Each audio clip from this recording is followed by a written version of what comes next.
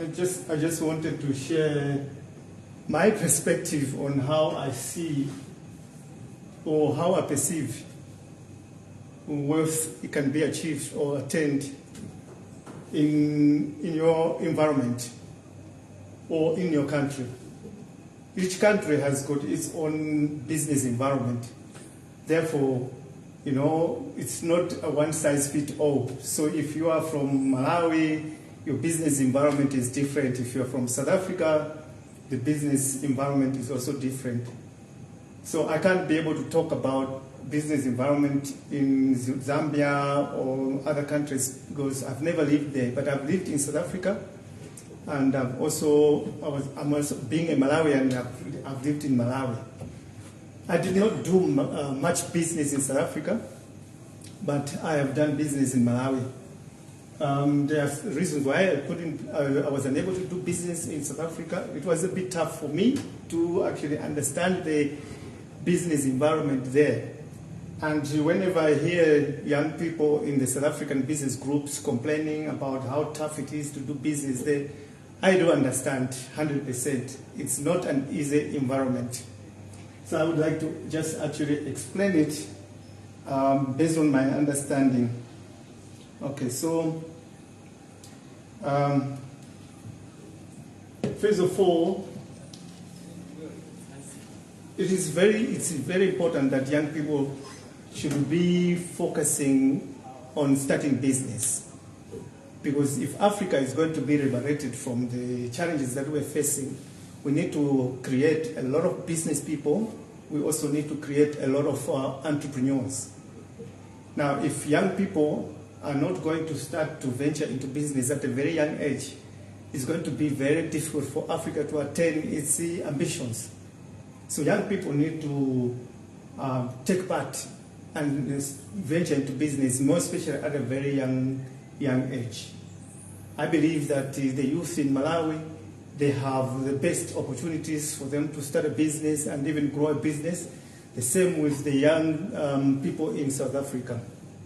But these two countries have got two different environments of how business is operated.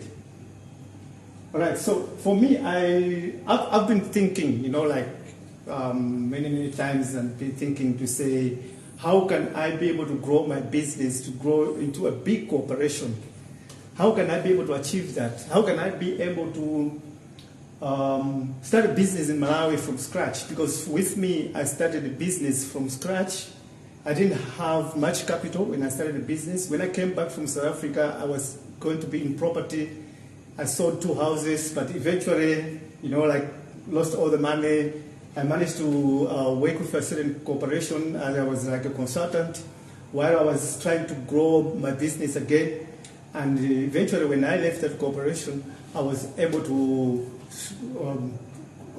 uplift my business, to start my business. I started selling cement block machines, and many people in Malawi, they know about it. I started with the manual machine, the physical manual machine, and today we're making mechanic machine. We built this workshop, and we're making various products. We're also making soil threshing machines. But many people have witnessed and watched me, toiling to reach where I am. I haven't reached my goals that I would like to reach, because it's so challenging for you to be able to do an honest business in Malawi.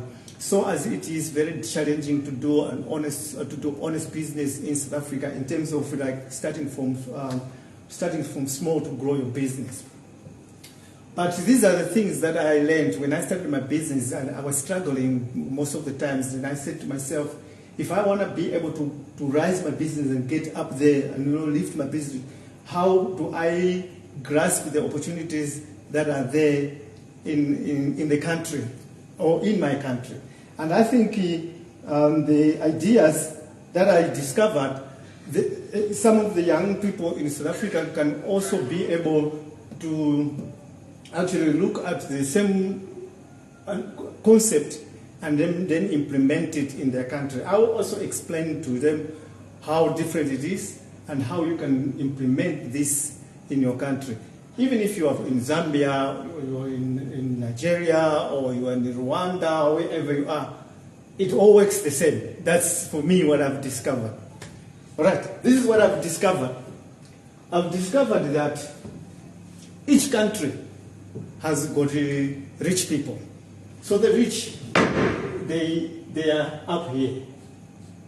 Each country has got the rich people, and those rich people are up there. Now, poor people are at the bottom there. Poor people are at the bottom. Rich people are at the top. So we, black people, when we want to start something, when we want to start business and, like to start a business, or you want to start a company or whatsoever you want to start, you start from this level at the bottom. It's unlike our friends, the white people. Sometimes, maybe some of them, they inherit the wealth from their parents. The parents have worked so hard, they built wealth for themselves, and they are able to inherit, so that when they start a business, the young ones, they are most of the time starting from there. Now, I've drawn a triangle, which is the blue triangle, and I've drawn the red triangle. The blue triangle represents wealth, or it represents wealth, and the red triangle represents opportunity. No. Let's turn it around. This represents opportunity.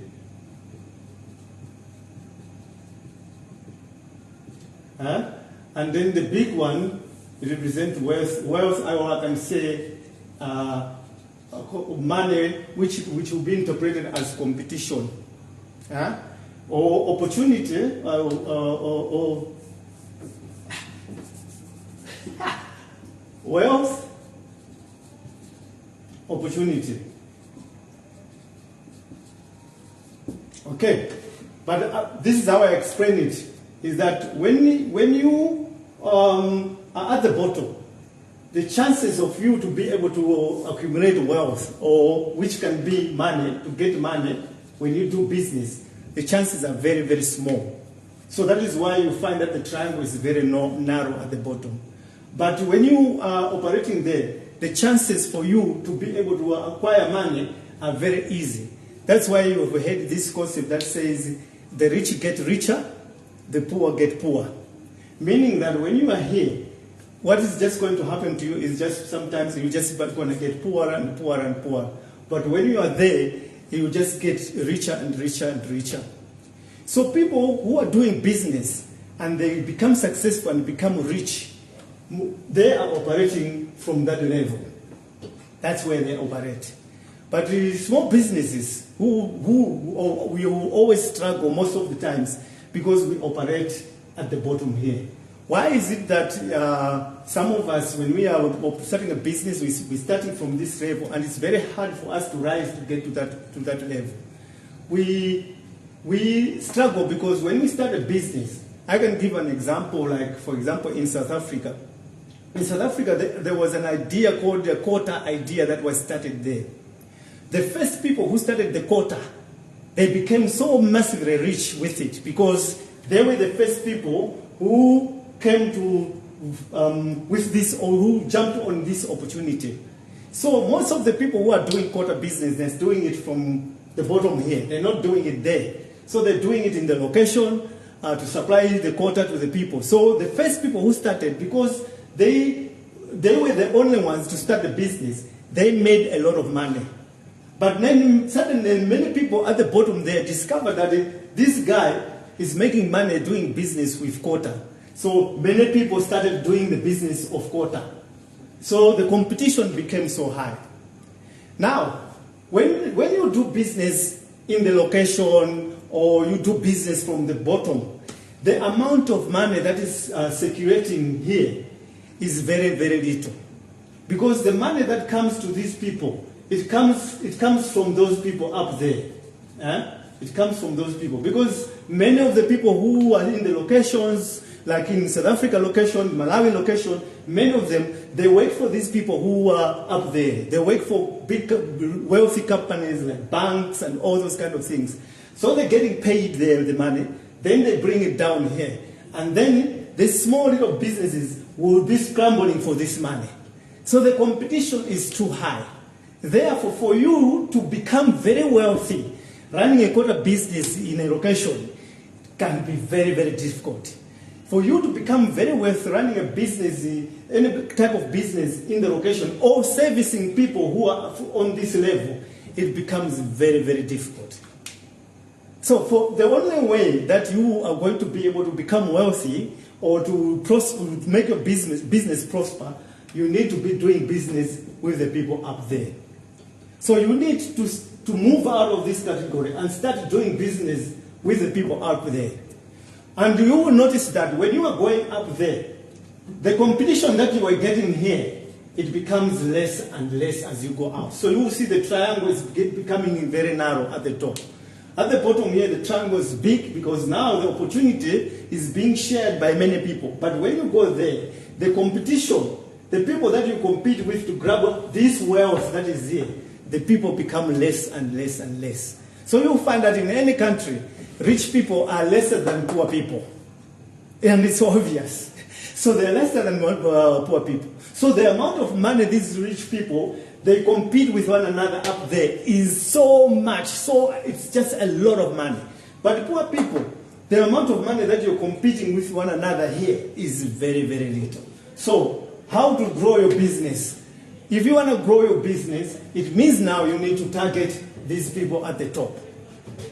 So how do you do it? From a Malawian perspective, it's very, very easy.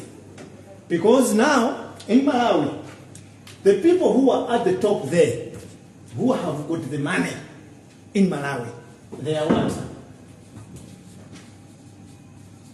They are black people like me. So there's very few white people, there's very few Indians who are wealthy there. Yes, but majority of the people, if you take the numbers, who have got the money, who are up there, although most of the richest people in Malawi could be the Indians, but most of the people that I can be able to service here in Malawi up there are black Malawians. In fact, my business, I can say, if I have been gotten supported by people, mostly there are people who are coming from that top who have supported. The people who own construction companies, they came to buy my machine. People who are wealthy, they want to buy a machine to build their house. There's been people who just buy a machine. My machine in South African terms is worth 30,000 rands. So they pay 30,000 rands cash for my machine to go and just build a house. And once they finish building the house, they call me back again and say, Ted, can you buy my machine? And I bought some machines back from the people because they finished building their house with the machine.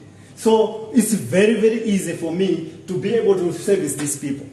But now, how do you, as a Malawian youth, start a business and manage to service these people? First of all, when you start a business, you need to be able to know, to say, what kind of service or product am I going to be providing my customers? Who are these people at the top? What kind of services can I provide? These people have got so many needs that they want to be satisfied. Huh? And what happens with the people, these people in Malawi, they are unlike the people who are at the top in South Africa. The people who are at the top in Malawi, the things, most of the needs that they need, they can't get them locally. Why? Because there are very, very few people who can be able to come out with their small businesses and go up there and service those people. Very, very few. And sometimes in some industry, there is no Malawian who can be able to satisfy these people. So what do these people do, the rich Malawians, when they need stuff for maybe they're building houses, so they want to buy tiles and all those kind of things. What do? They go to South Africa or they go to China to go and buy these products that they want. So many of them, when they want, let's say for example construction companies, when they want to buy a machine, the first place they think of buying is either South Africa or China. And it's in many cases that when they fail to buy a machine from China, they fail to buy a machine from South Africa, some people will tell them that, but there's a local guy in Malawi, he makes the same machine similar to the one that is from China, so they come and buy from me. So how did I manage myself to make these people be able to buy the machine from me so that I can be able to service them? What I did, the first thing that I did was to say, I want to be making machines. And who is going to be my customer? So I said, my customer is the type of guy that wants to buy a good machine. So for him to get that good machine, he's going to go to buy it in China or in South Africa. That's my customer. So how do I convince that person to stop buying from China and South Africa to buy from me? The way I would do it is by producing my qualities, my machines with high quality, good finishing, giving them good customer service, giving them free training, and even giving them guarantee. Many of the machines that are coming from China, once you order it from China, it comes here, there is no guarantee. So if that machine from China, which this rich man bought, gives him problems, then he gets stuck with the machine. There's nobody to give him any kind of service. And then what does he do? He struggles and he just dumps the machine. But if they buy from me, they know that now they are safe, because when there's a problem with the machine, I go there and give them service. I repair the machine and make sure that I solve the problem. There is no customer here in Malawi that can say that has got my machine and I never help them when they struggled with it. I make sure that I struggle with it. Why do I do it? How did I come with this idea? Because I know that I want to service these people so that they cannot be able to buy a machine from China and South Africa. And I also knew that the Chinese people in South Africa are my competitors. The people who manufacture the machines in South Africa are my competitors. And there's a local Chinese company here. It's called, I won't mention the name, which is also selling these machines. They are also my competitors. So what I did is to say, okay, what kind of service are these people giving to these people? I discovered that they don't get much customer support in terms of training like I do. They don't get the same guarantee like I give them. So it means that, and besides that, my machine, because I'm making it local, their machine has to come all the way from China. Means that they have to manufacture it, they have to ship it to come here, they have to pay the duty for that machine, and then bring it in the shop. It means this machine is incurring a lot of costs. I made sure that my machine is cheaper than the machine from China. So you can just see what position I'm positioning myself. I'm positioning myself in a position where I'm having a machine that is beating the price of a machine that's coming from China. The machine that is beating good service comparing to the service that they're going to get from buying the machine from China. And I'm giving them peace of mind by giving them guarantee to say your machine. And you know what I do? My machine has got lifetime warranty. When I say lifetime warranty, I'm saying for as long as you're going to be using that machine, it's under guarantee. I've got customers that bought my machine 5 years ago, and when they bring their machine for service here, I service free of charge. Because it doesn't cost me a lot of money to weld a part that has been broken using my one welding rod. So I fix that machine free of charge. And I ask my guys to clean the machine, and we paint it again. So when the customer is collecting the machine, it is looking new. All I ask the customer many times is just, what you can just do is reward my guys, give them something. So he gives my guys maybe 1,000 kwacha to thank them for working on the machine. That's the kind of service I'm giving my customer. So I'm positioning myself, while I'm on this ground, positioning myself to target the people who are at the top there, so that I can be able to service them. Now, what was happening is that because I'm servicing this category of people, the competition became less. And just before the economy turned around in Malawi, we were selling something like 10 machines a month. We were doing very, very, very well. Because now, at the top there, you've got people who are building their houses. You've got people who have got construction companies. You've got people who have got NGOs. You've got people who are also servicing government. All of those people are being forced to use cement block machines because in Malawi they have banned the use of bent bricks. So if you are operating on that level, you cannot be building your buildings or doing your projects using bent bricks. They have to use cement blocks. Now for them to be able to use cement blocks, they either have to go and buy the blocks, which are very expensive, or they have to make the blocks themselves. Now for them to make the blocks themselves, they need a machine that they can use to do that. So to get the machine, it's either they get it from China, they get it from South Africa, or they get it from the local company that is from China in Malawi. And if they fail, they have to come to me. And I had to make sure that I have to be on top of all that competition. So if you want to be able to dominate in an industry, you have to make sure that you are on top of the competition. And then you also have to make sure that you are servicing the people who are on the top level of the economy of the country, not the people at the bottom level of the economy of the country. So that is why when you see people in the locations doing business, it's very difficult to bring out very successful entrepreneurs who are doing business in the location. Why? Because there is competition in the location. Unless you are the first one to introduce a certain concept, and when in the period of honeymoon, I call it a period of honeymoon. A period of honeymoon is when you introduce a new concept and you are the only one who is doing that concept there. So everybody there is rushing to you to give them that service. That time is when you must capitalize and make as much money and use that money to leverage so that you can now upgrade yourself to start servicing these people. So I said that it is easier in Malawi to do this kind of business than it is in South Africa. Why did I say that? I said in the beginning that these people who are at the top there, many of them are Malawians. So if there is when you talk about construction companies, almost all the construction companies in Malawi are owned by Malawians. When you talk about people who want to build for their houses, many of the people who are building their houses here at the top there are Malawians. Now, it's very easy for a fellow Malawian to understand me when I am able to sell the concept to them and convince them that I am a better offer than these other people businesses who are coming from China, South Africa. I am better off, so I can be on top of those people. So to convince these people, it's very easy.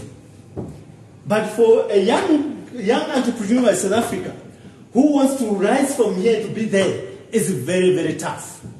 Why do I say that? I say this because at the top there, the amount of black people that are having the business, the money, or the financial muscle to be able to get service from these people are not very little.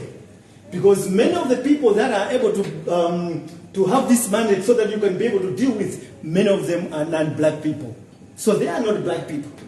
Now, it's very difficult because you have to sell yourself hard to be able to convince them to do business with you. It's not very easy. So that is why we're seeing young people in the locations in South Africa are struggling to be able to penetrate, to crack into this industry. So how can that be solved? It can only be solved when these people who are already, the black people who are already up there, are continuing to build themselves up, to build their wealth, so that they can do business with the young people here, so that more of these young people can upgrade themselves to come there, so that they can be able to uplift the others to come there. In Malawi, there's no need for that, because we don't have the same history as South Africa. Our history was there a long time ago, and at the time, thank God, when we were getting independence, for us to move from the colonial government to our government, in fact, it was actually for us almost like, what can I say, a benefit, because we didn't come up and found systems that have already been put in places that are making it difficult for us. The systems were built amongst us. We built the systems ourselves. So that's why you find that we have many black people in Malawi owning banks, owning hospitals, owning big companies, big corrupt corporations, owning farms that are up there, giving opportunities for us young people at the bottom here to actually leverage by doing business with them up there, so that we can come out of there to go there. It's very important that many of us must go up there, because once we are there, we are going to be helped to uplift the others who are at the bottom by providing them with jobs, so that they can have jobs. So South Africa, that is why there is a lot of unemployment, because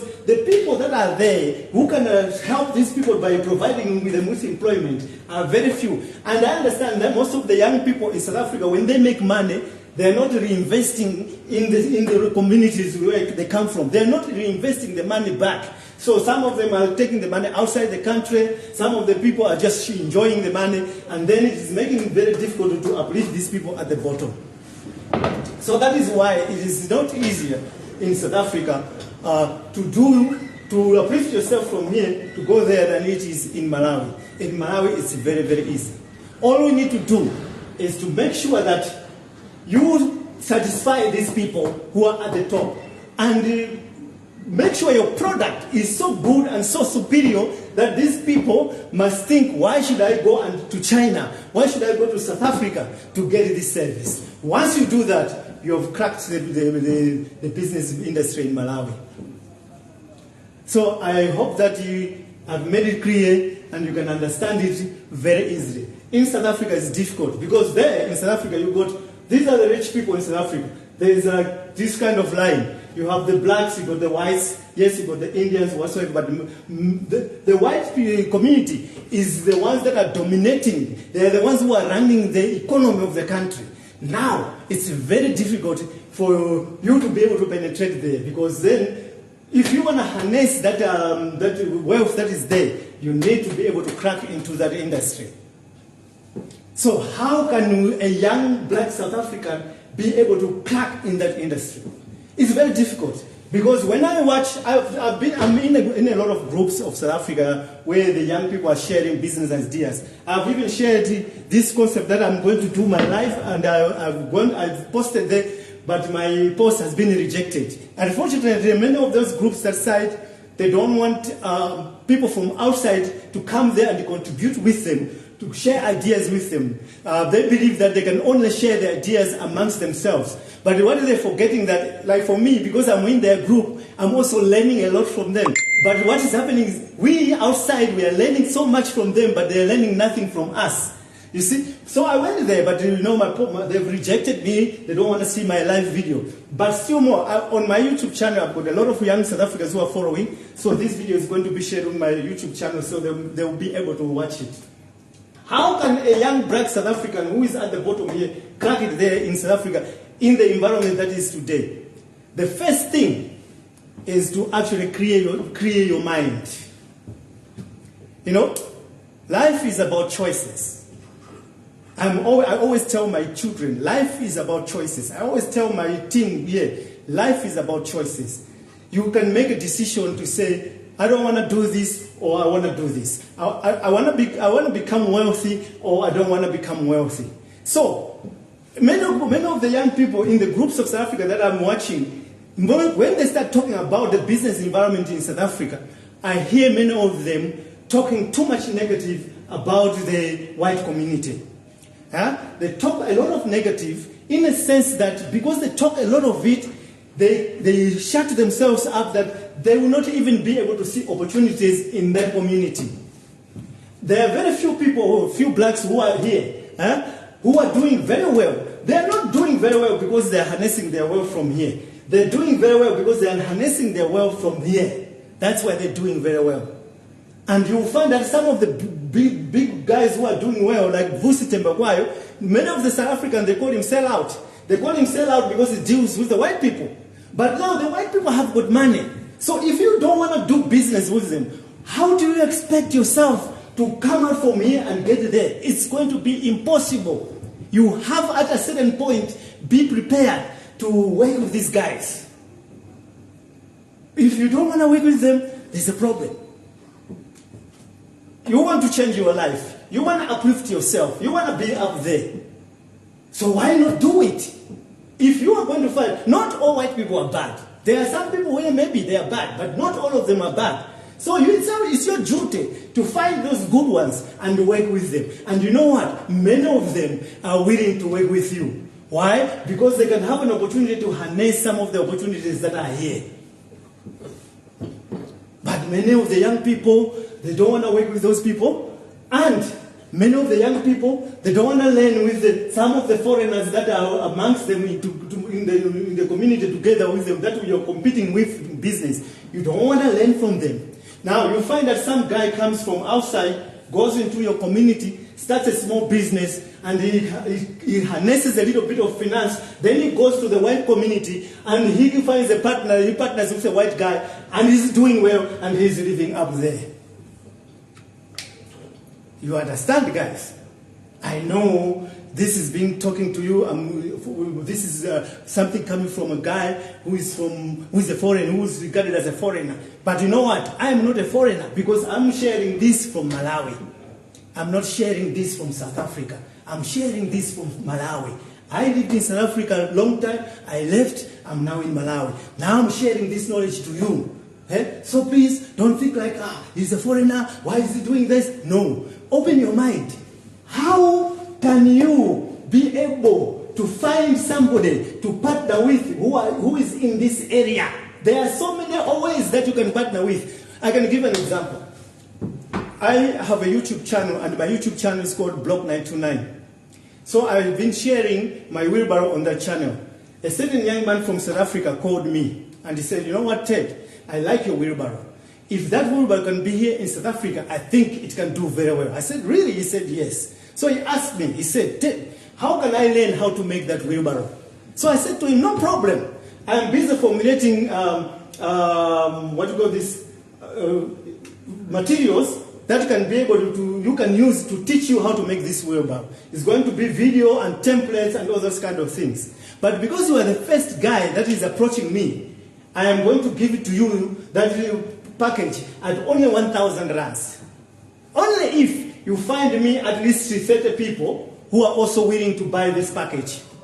Yeah? So if you find me 30 people who are willing to buy this package at 1,000 rands, which will make me 31,000, almost 30, because I was going to be selling the package at 1,500, so it was going to get me more than 30,000 rands, plus his 1,000 rands. And I even told him that from the 1,500 that I'm going to make, I'm going to give you 200 rands for each candidate that you're going to find for me.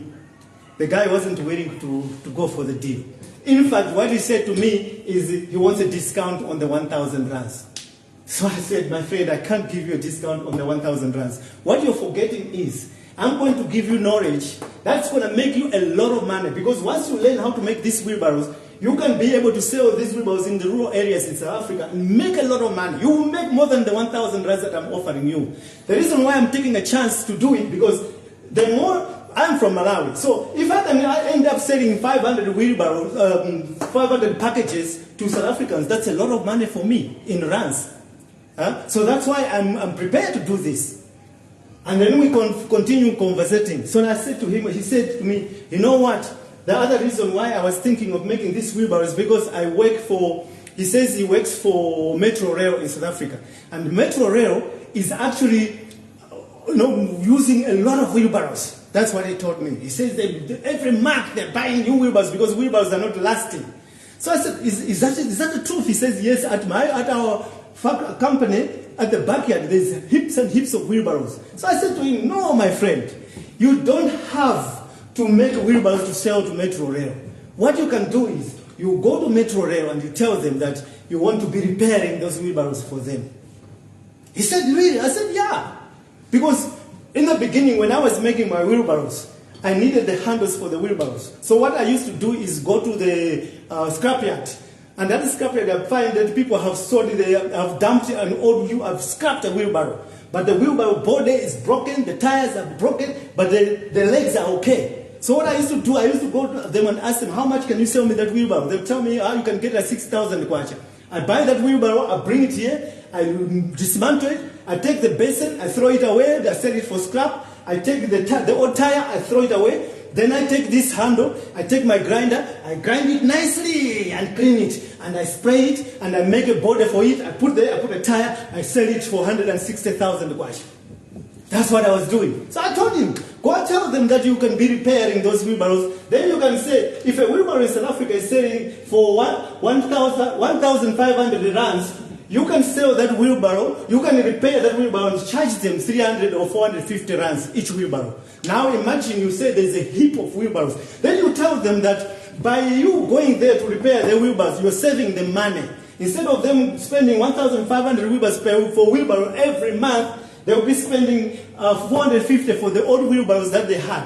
And then you repair those wheelbarrows, and then in the future, because what you do is some of the legs that are fine, then you can just try one day, you take my template, you make the basin for that wheelbarrow, you put it on that wheelbarrow. And then you go to the bosses and tell them, I've taken one of the wheelbarrows which had two good legs and I've made a basin. Can you try it? Now, the basin is made with 1.6 millimeter. It means that that wheelbarrow will last more than 3 years. Once those people discover that your wheelbarrow is stronger, they're going to tell you now, why can't we have a deal so that you can be repairing our wheelbarrows, but also you can be manufacturing your wheelbarrows and we can buy wheelbarrows from you. Now it means you have penetrated that industry, because that industry has got a lot of construction companies who are having a lot of wheelbarrows just going like this. And these big companies, they have branches in Johannesburg, they have branches in Cape Town, they've got branches in Durban, they've got branches in Polokwane. They will tell you, we want you to service all of our branches. And then you become a billionaire from nowhere. Now you tell me that there's no opportunities in your country. There's plenty of opportunities, but you are sitting on them and not taking advantage of them. Now, me, I'm already thinking, how can I go and make a trip in South Africa and just go around South Africa trying to talk to these guys to see if I can repair their wheelbarrows?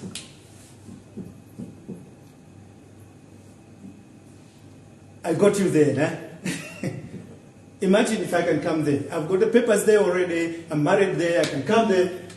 It's just that I don't have money. I was speaking with my wife. If I've got money, enough money, I can travel there, go around Johannesburg, Cape Town, Durban, whatever, booking appointments with owners of construction companies, owners of mines, owners of farms, and say to them, I want to have a chat with you. Tell me, do you use wheelbarrows on your company? He said, yes. How many wheelbarrows do you buy a month? And what's the uses of wheelbarrows? They will tell me, no, we're struggling with wheelbarrows. We're spending something like 150,000 a month with wheelbarrows because the wheelbarrows are not lasting long. Then I'll go there and say, okay, can you take me so that I see your wheelbarrows? And then when I go there, I say, okay, I see that you're spending 1,500 per wheelbarrow. What if I can be repairing your wheelbarrows? And I charge you 450 for that wheelbarrow. And then you give me the rights to that scrap, so that when I figure what I've done repairing the wheelbarrows, the scrap that I cannot be able to use, I can be able to go and sell it for scrap. I make money out of it also. Now they will say, this guy is now taking all the trouble that we have with the wheelbarrows, now we're handing it over to him. This is good for us for business, because instead of us focusing on procuring wheelbarrows and stuff, we can just give this whole business to him. And then why don't we just give him to service all the branches in South Africa? And you know what? This idea is not only on the wheelbarrows. There are so many things that you can go there to try and solve the challenges that these people are having there, harnessing your hard workness, smart thinking, and solve the challenges that they're facing there and make them focus on the more important challenges. And then at the same time, it might look like a wheelbarrow making 450, but remember, you might be repairing 500 wheelbarrows a month in Johannesburg, 500 wheelbarrows a month in Polokwane, 500 wheelbarrows a month in Cape Town. So, this is what we're talking about, opportunities. But the fact that when you're sitting together and you are always talking negative about them, you can't be able to think of going there and partner with them. I know many people say, you are not here because you've never gone there. Have you ever tried it? It's better to say it can never work if you have tried it. But if you haven't tried it, imagine I want to come out all the way from here in Malawi to there and talk to them about it. You see? So, this was just one of the reasons why I was saying it is very difficult. I'm not saying it's easy. It is difficult to convince them. But you know what? You have to teach yourself how to pitch. You have to teach yourself how to sell. Because you have to be able to sell to them for them to be able to accept doing business with you. And like me in Malawi, I don't have to do much selling.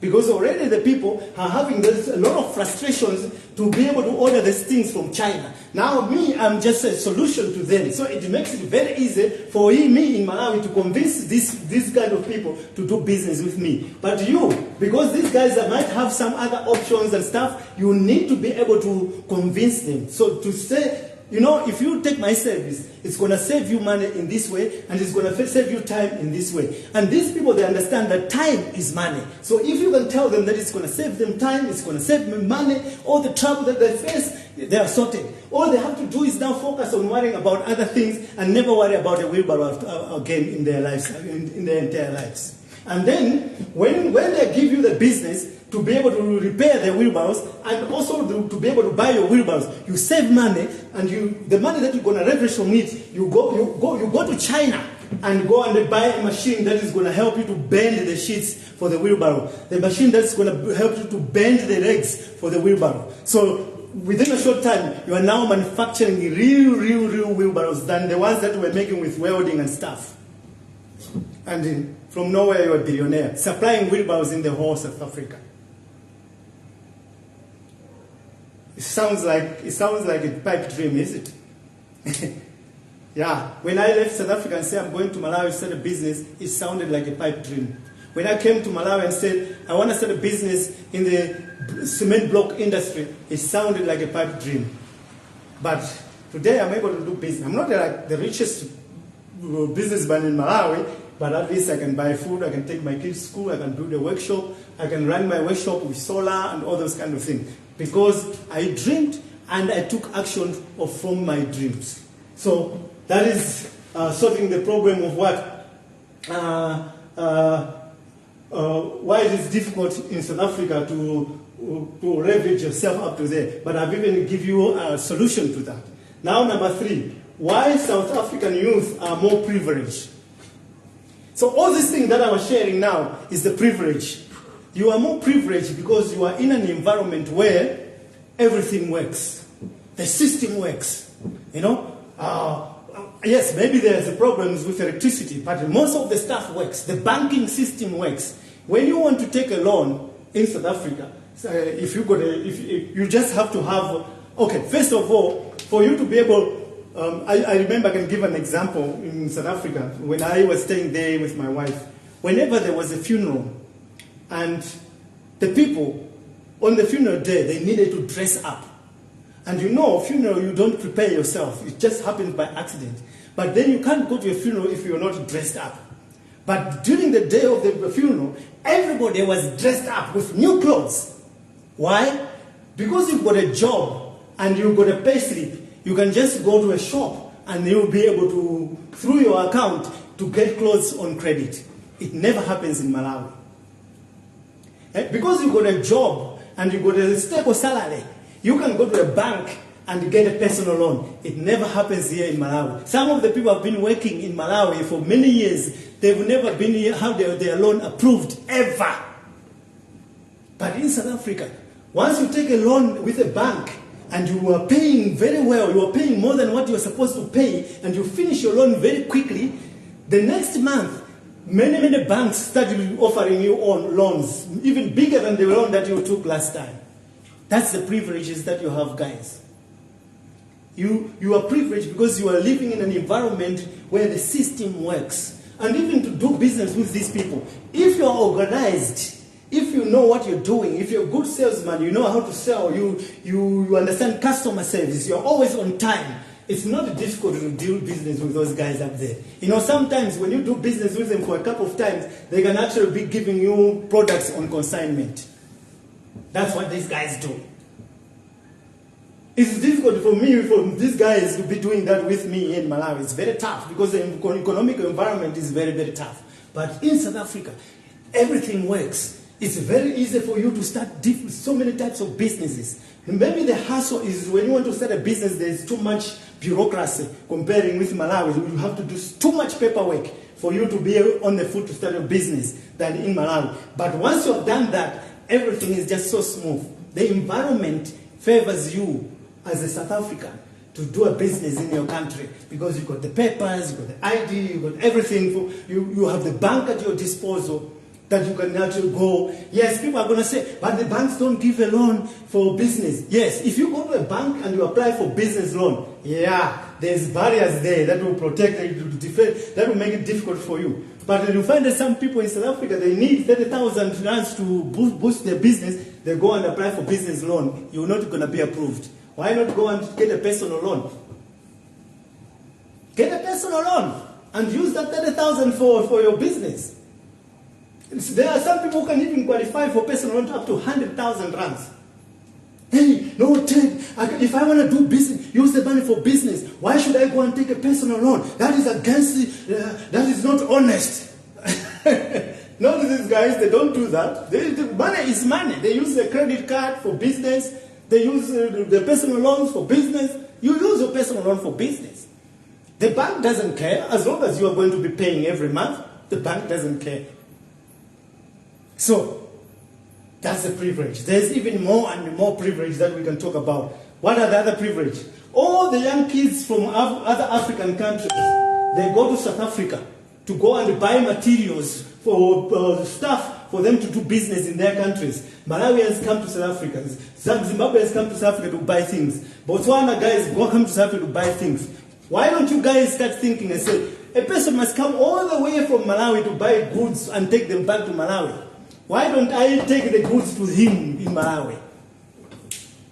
So you guys will be connecting with the people in Malawi, Mozambique, and Zimbabwe, and all those countries, and say, guys, you don't have to come here anymore, because then I can be bringing the stuff to you. But sometimes you don't even have to send them, because you can use courier to just send the stuff to them. So you just start a business where you're going to be procuring stuff and sending the stuff to us. Right now in Malawi, many of the people who are doing trading in town here, they buy the stuff from Tanzania. They don't even go to Tanzania. The guys in Tanzania, they send the stuff by bus to Malawi. So a guy in Malawi just orders stuff from Tanzania. It comes by bus to Malawi. So the guys in Tanzania, they knew that there's lots of Malawians who are coming to buy from us. Why should they be coming to buy the things and go back when we can just buy the things and sell the stuff to them?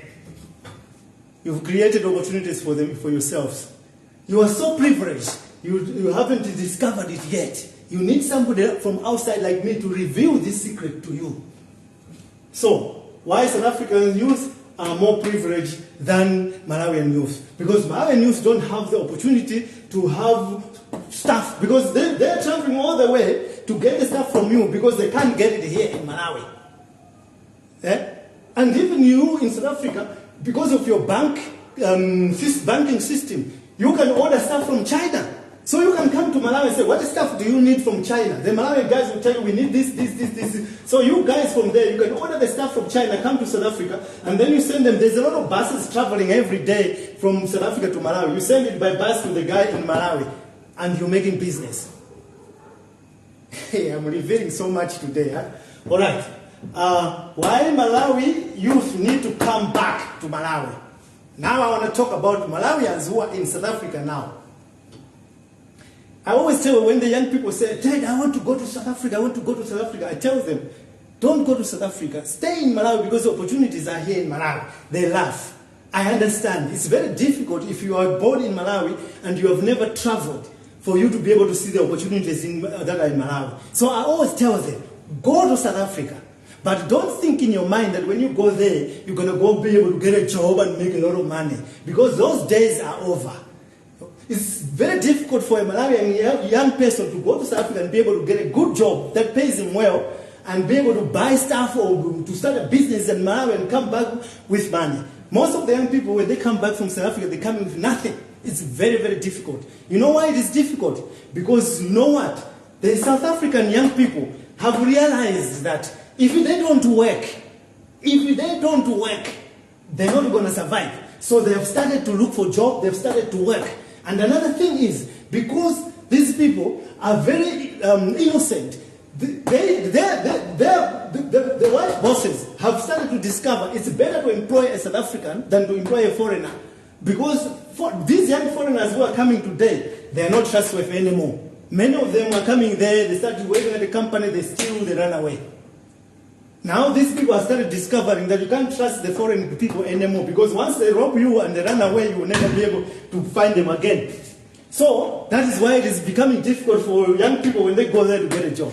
So nowadays when you go there, you're doing very crappy jobs. That would not help you to even have money for rent, to have money for food. Very, very few Malawians who are getting the good jobs there. Maybe those who have got papers, but those who don't have papers, it's very difficult for you guys to get a job there anymore. So I always tell the guys, go. If you want, you can go. But now, don't think that you'll be able to make money. But the only thing that I can ask you is to learn. Make sure you learn when you are in South Africa. Whatever you've learned there, bring it down to Malawi. So you might not come with the money, but you can come with the new way of thinking, the new way of doing things. Because Malawi, we need to change the way we do things. But the only way we can change the way we do things is these guys who are going outside Malawi, going to South Africa, going to Nigeria, going to America, when they come back, they bring this new way of doing things. Don't listen to us who are already in Malawi when we say, you can't come with South African ideas. Don't listen to us. Bring those ideas in Malawi, and you will thank me later. So you need to come back. Because when you come back, and then you implement what you have learned there, you will be servicing these guys up there. And there is money in Malawi there. Very few people. Many of these bosses here, they get their services outside of Malawi. They're getting them from China, they're getting them from South Africa. There's many people who are traveling to South Africa to get different types of services that our people here can be able to do. People are owning farms here. They're buying machines for soya and stuff from China. There's a lot of young Malawians who have been in South Africa who have learned how to weld. In South Africa, when you are there, don't just learn how to weld. Learn how that white man you are working for, how he's doing his business. Learn that method and copy and paste. Bring it here. Treat your customer here in Malawi the same way your white boss was treating his customers. These people, they also want to be treated like the way these people, their customers are treated. Once you start treating them like that, you will be like this, my friend. And the business here, word of mouth spreads very, very fast in Malawi. Why Malawian youth need to come back? That's the reason why you need to come back. Lots of opportunities in Malawi. There's opportunities in the agriculture sector. There's opportunities in the food industry. Bring the quota business here. Bring the shisanyama here. Bring those styles of welding. Bring your mechanic skills to Malawi. Bring your spray painting skills to Malawi, and you'll thank me later. Why South African youth need to travel? Now I want to talk with you, young South Africans.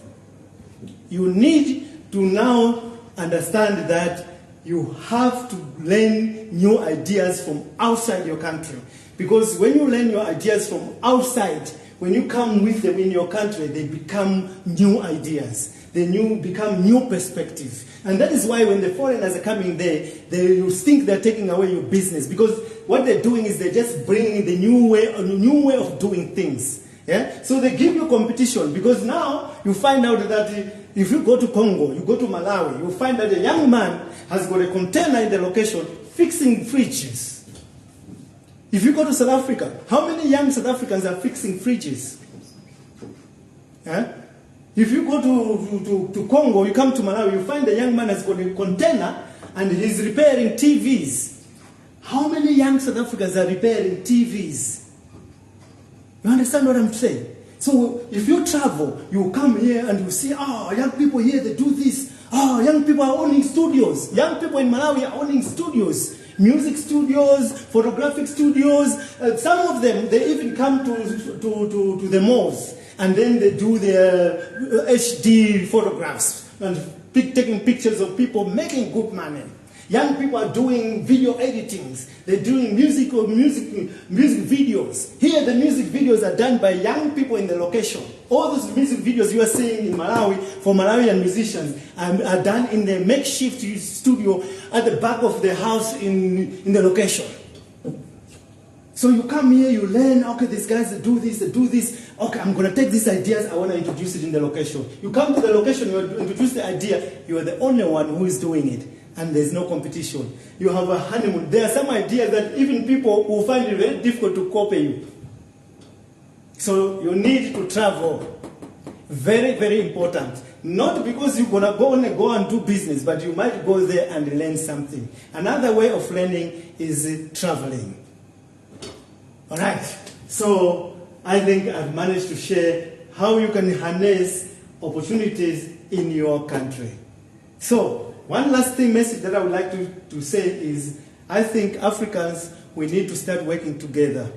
You know, when I come to a group in South Africa, a business group, I'm not coming there to spy on you. I'm not coming there to steal your ideas. Yes, I'm coming to learn. But you must not forget that you can also learn from me. You can also learn from somebody from Nigeria. You can also learn from somebody from Rwanda. So open up your groups and allow people from outside to share their ideas with you, so that we can just brainstorm and share these ideas. We share your ideas of our business ideas this side. You also share business ideas that you use that side. So there's going to be exchange of ideas. Right now, what is happening is not fair. Because we foreigners, we are in your groups, we're getting the ideas, but you guys are not having the opportunity to get ideas. I shared in one of the South African groups, I said, I want to share this kind of business concept of harnessing opportunities in your country. I want to talk to Malawian youth and South African youth. They've rejected me to join the group. They've rejected me to be in the group, and then they blocked it.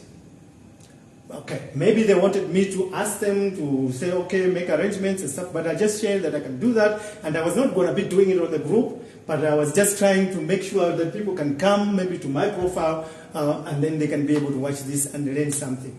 And also, if you want me to come to the group to be able to share these ideas, feel free. There's a lot of young South Africans who are doing live videos with me, and they interview me and ask me questions, and we share these ideas. I am always open. We are all Africans. We need to liberate ourselves from this slavery that we are in. Because now we are in the mental slavery, so we need to liberate ourselves. We can only do that if we work together.